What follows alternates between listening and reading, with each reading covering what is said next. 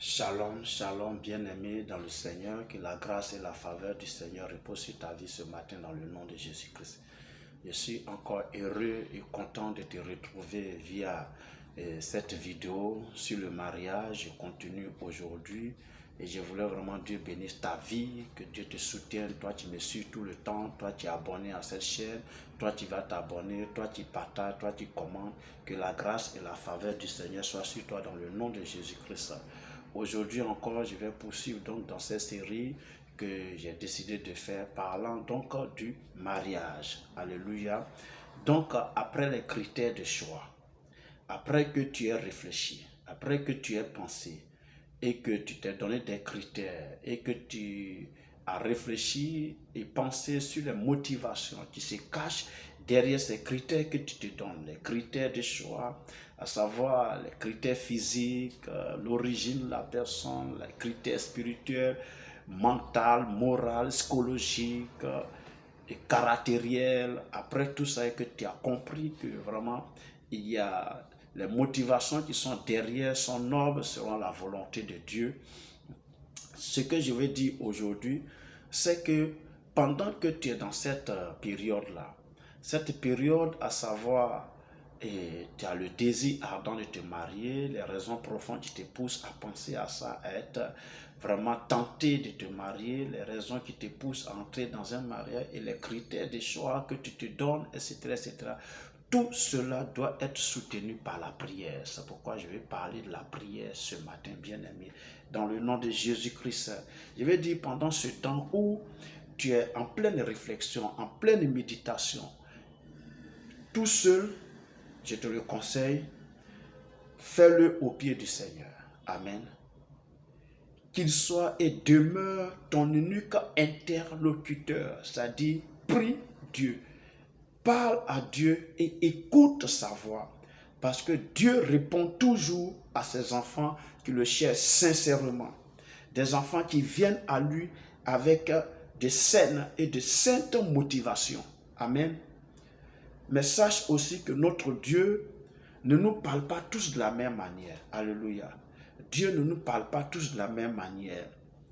Il nous parle en fonction de nos capacités à écouter sa voix, à en comprendre sa voix, à connaître sa voix. Dieu nous parle ainsi et la Bible dit que Dieu parle tantôt d'une façon, tantôt d'une autre. Et de façon générale, Dieu nous parle par des songes. Dieu peut nous parler par des révélations, à savoir des prophéties, des paroles de connaissance, ou Dieu peut nous parler par des convictions. Il ressent en toi une conviction. Amen. Parce que tout ce qui n'est pas le fruit d'une conviction est un péché, dit la Bible de Dieu. Donc Dieu nous parle également par conviction. Alléluia. Je vais vous raconter un peu, moi, mon expérience. Mon épouse que j'ai aujourd'hui, celle avec qui je vis pour la vie ici-bas, celle que le Seigneur m'a donné d'épouser, était au milieu d'un groupe de jeunes filles que je fréquentais parce qu'on empruntait le même car de travail. Le car de ramassage nous prenait de Yopougon jusqu'à Treichville et on travaillait tous dans la même zone et dans la même zone du sud de Treichville. Amen. Et donc, par mon attitude dans le cas, par mon comportement dans le cas, et quand je ouvre la bouche, que je parle, je fais toujours référence à la Bible, etc. En fait, certaines filles ont compris tout de suite que j'étais un chrétien, voire même peut-être un homme de Dieu, un serviteur de Dieu. Amen. Et donc, du coup, quand elles ont des soucis, quand elles ont des préoccupations, elles venaient vers moi pour prendre conseil, demander une prière, une parole et autres. Et bon, je le faisais à cœur joie, c'était le ministère, donc bon, pourquoi ne pas aider l'autre, etc. Amen, amen. Et au milieu de ces filles-là se trouvait donc celle que j'ai épousée. Mais pour être franc, sérieusement, ça dit il y avait un critère qui était important pour moi.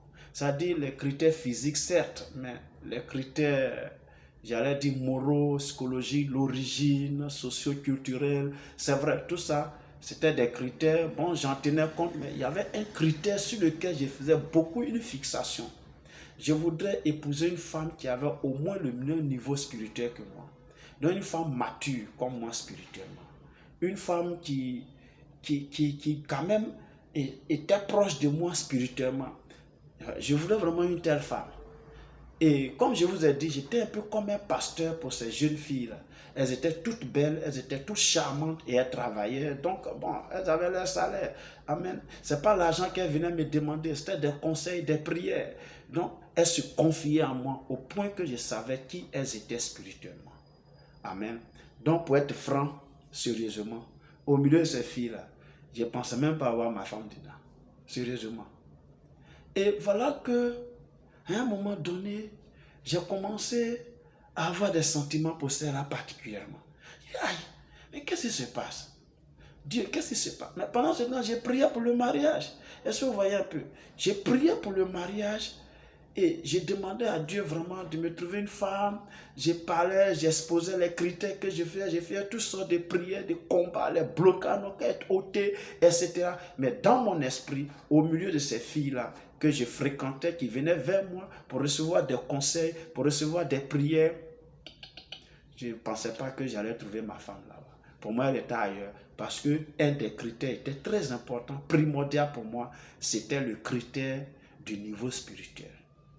Et elles étaient vraiment des bébés spirituels. C'est-à-dire des femmes qui étaient encore au lait spirituel. Quand bien même il y a longtemps qu'elles vont à l'église, elles avaient minimum 5 ans, 10 ans, d'autres n'avaient 15 ans.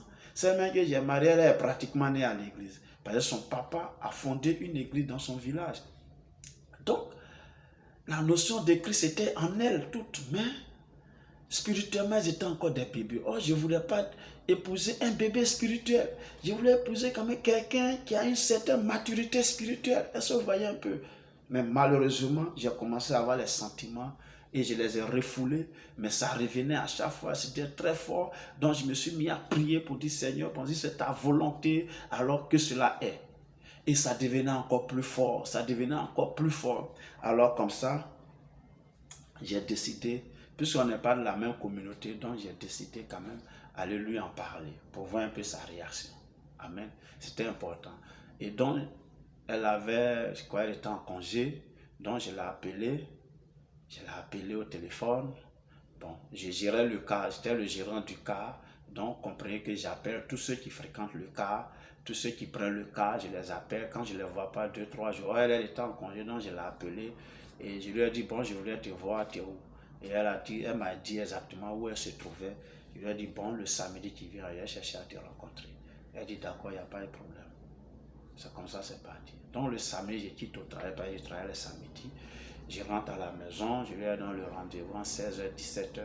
Donc, et je me mets à prier, je dis, bon Seigneur, si c'est ta volonté.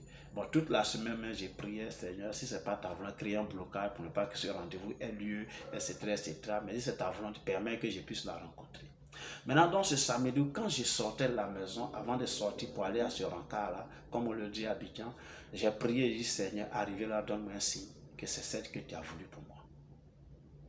Et donc, j'arrive, elle me reçoit bien, on cause, bon, elle me donne de l'eau à boire. Là, elle m'explique, bon, elle est chez sa grande soeur. Sa grande soeur, son mari ont voyagé, ils sont allés au funérailles, donc ils ont eu recours à elle pour prendre soin de la maison et de s'occuper des enfants. Et elle m'a demandé si c'est pour le cas, je suis venu pour l'encaisser, etc., etc. Je lui ai dit que non, je n'étais pas là pour ça. Et elle m'a dit, bon, elle a pris quelques jours de congé, qu'elle va reprendre, elle allait solder son cas. Il dit, bon, ok, il n'y a pas de problème. Donc on parlait de ça et puis elle s'est levée un moment. En temps, j'avais demandé un signe à Dieu. Donc elle rentre dans la chambre. Elle vient avec un album photo. Amen. Elle dépose l'album photo devant moi. Et mais qu'elle dit, c'est un album photo. C'est les photos de mariage de ma grande soeur. Moi, j'ai tiqué un peu. Donc, est-ce que c'est le signe que Dieu est en train de me montrer? Elle me donne donc. Elle ouvre l'album et elle me commente les photos. Elle me présente presque tous les parents qui étaient présents à ce mariage. Donc, au travers de cet album de photos, j'avais déjà une idée de la famille, des membres de la famille. Alléluia. J'ai compris que c'était le signe de Dieu. Le signe que j'avais demandé à Dieu, j'ai compris que c'était ça. Parce que je venais lui parler de mariage. Et elle sort l'album photo et puis elle me parle de mariage, album photo de mariage. C'est comme ça, bien aimé. On finit l'album photo, elle referme l'album photo, et suivez bien, elle va déposer l'album photo et, comment dirais-je, dans la maison. Et elle revient maintenant et elle me dit, frère Dia, concrètement, tu voulais me voir pourquoi? Waouh! Et c'est là, je lui dis, bon, effectivement, j'ai voulu te voir parce que je veux que tu sois ma femme. Je veux que tu sois la femme de ma vie. Je vais t'épouser. Elle était ébahie, quoi. Hein? Elle dit oui. C'est pour ça que je suis venu. En réalité, c'est ça qui m'a amené ici. Elle dit d'accord. Il n'y a pas de souci. Seulement, c'est vrai, j'ai pris pour le mariage, je vais me marier, mais donne-moi un temps de réflexion et de prière. Je dis non, c'est normal, il n'y a pas de problème. Alors, vas-y, et puis bon, je crois qu'une ou 2 semaines après, elle m'a donné une suite favorable et j'ai compris que Dieu était là et puis on a lancé le processus du mariage. Alléluia. Vous comprenez bien que par mon témoignage là, qu'il y avait un critère sur lequel j'ai fait une fixation, mais que Dieu a brisé en moi. Amen. Je cherchais le niveau spirituel, mais en réalité, Dieu, après c'est comme ça j'ai compris, c'est-à-dire, et le travail que je faisais auprès de ces filles-là, mais peut-être elle particulièrement, parce que je le disais tantôt, qu'elle est née même à l'église, puisque son papa a fondé une église, donc son papa peut être considéré comme un pasteur de son temps. Amen. Dans son village, quand il a reçu l'évangile, et puis il arrive au village, il a créé une église, il a fondé une église. Donc son papa était comme un pasteur.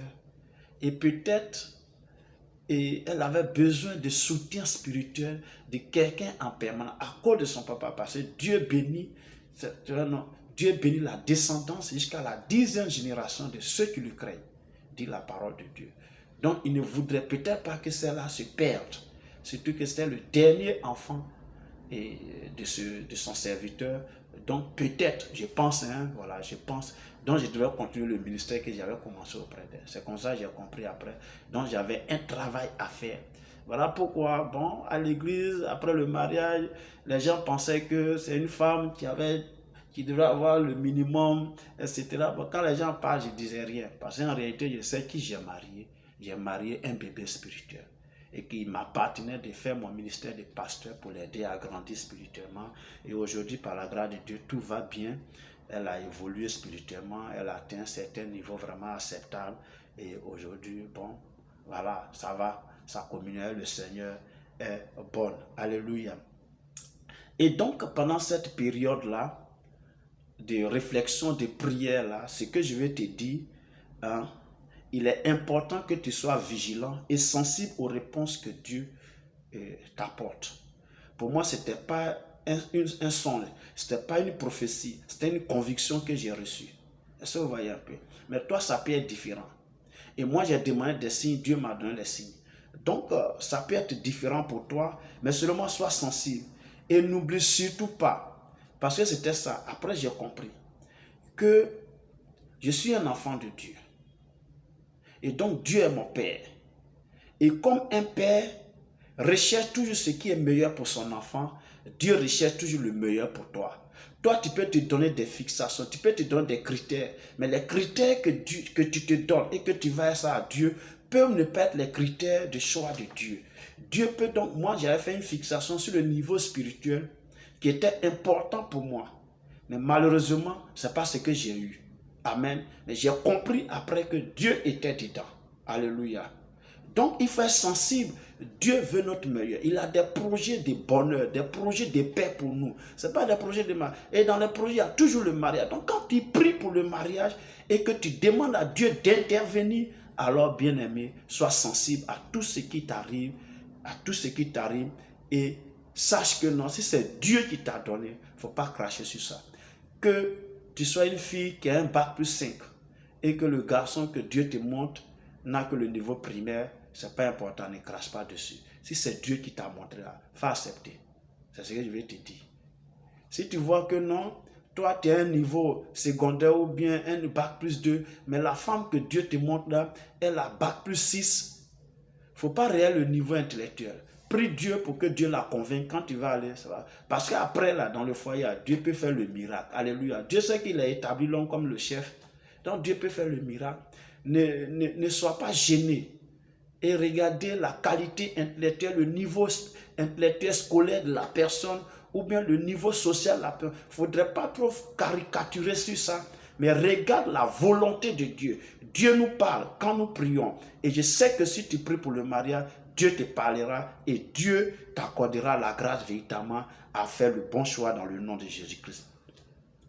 Pour finir cette vidéo, ce que je voulais te dire, tout ça là, en réalité, ça doit se passer entre toi et Dieu.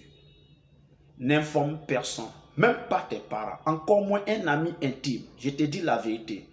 Plus tard, je vais expliquer pourquoi. Parce que c'est des personnes qui vont influencer ton choix.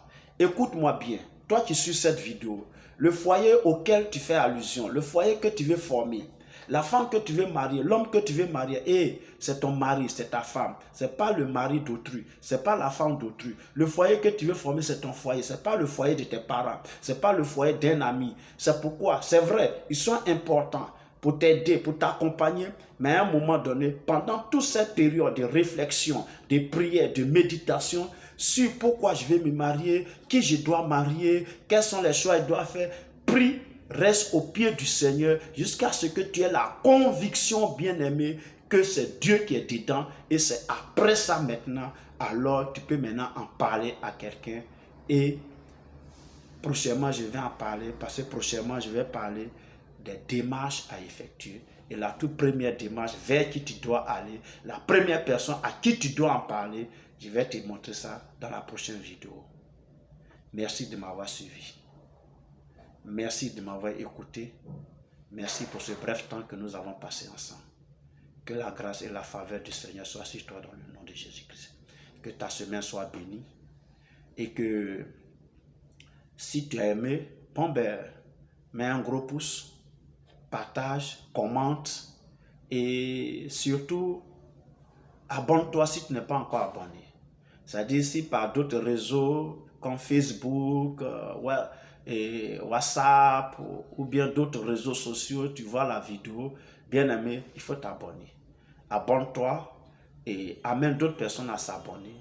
Et aussi longtemps que nous agirons de la sorte, le Seigneur nous bénira et la grâce du Seigneur soit sur notre vie. Merci de m'avoir suivi. Nous sommes à la prochaine. Portez-vous bien. Shalom.